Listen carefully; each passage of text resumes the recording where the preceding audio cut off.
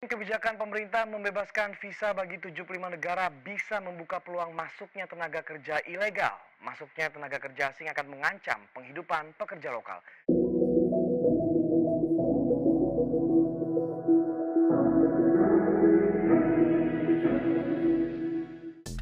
Sejak Pilpres lalu, kita sering mendengar suara-suara yang anti dengan tenaga asing. Memang suara-suara ini kebanyakan berkaitan dengan tenaga kerja asing di industri pertambangan. Nah, namun bagaimana dengan tenaga kerja asing di industri lain?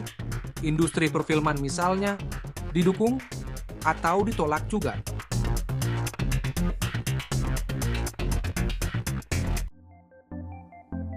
Beberapa tahun lalu, Indonesia sempat kedatangan beberapa tim produksi film Hollywood.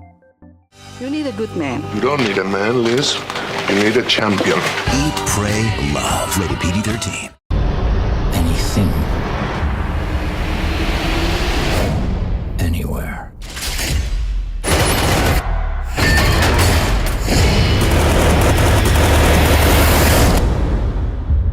Dalam produksi ini, pihak Hollywood membawa banyak sekali pekerja dan kru tenaga asing. Walau demikian, mereka pun membuka lowongan untuk menerima tenaga lokal Indonesia. First time we went to the column, it's beautiful. Kita ambil contoh di salah satu produksi film Hollywood tadi, yakni produksi film Black Hat yang disutradari oleh Michael Mann. Jakarta, Indonesia is wonderfully multi-ethnic.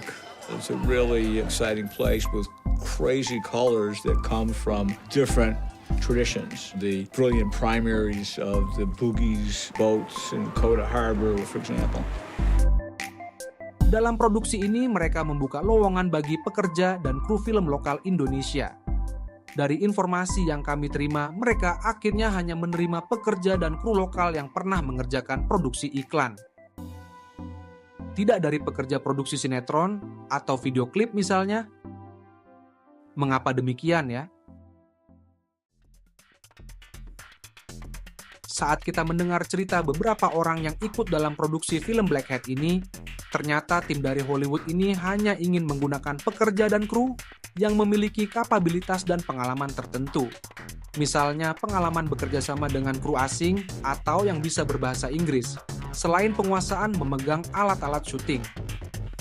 Dan dari semua pekerja dan kru yang diterima, semuanya wajib bisa membaca brief dalam bahasa Inggris, berkomunikasi dengan bahasa Inggris, hingga membuat laporan kerja dalam istilah dan bahasa asing.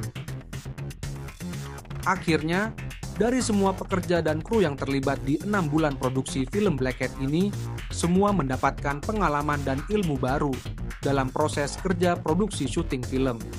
Walaupun film Black Hat ini gagal di pasaran, namun sukses dalam alih teknologi dan alih ilmu produksi film layar lebar bagi banyak pekerja dan kru lokal Indonesia yang terlibat dalam produksi film yang dibintangi oleh Chris Hemsworth ini.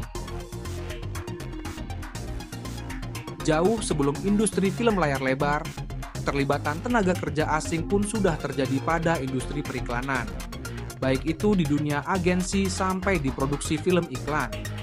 Keterlibatan pekerja asing dalam industri periklanan ini berjalan cukup lama, cukup masif, cukup eksis, dan cukup berhasil melahirkan pekerja dan kru film iklan lokal yang berkualitas.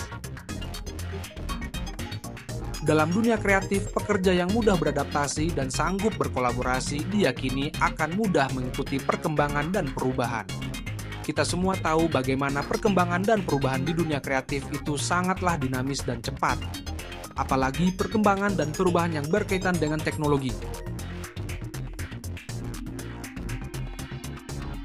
Dengan kemampuan beradaptasi, seorang pekerja kreatif akan bisa mudah mengikuti perkembangan teknologi, gaya, tren, ataupun musim.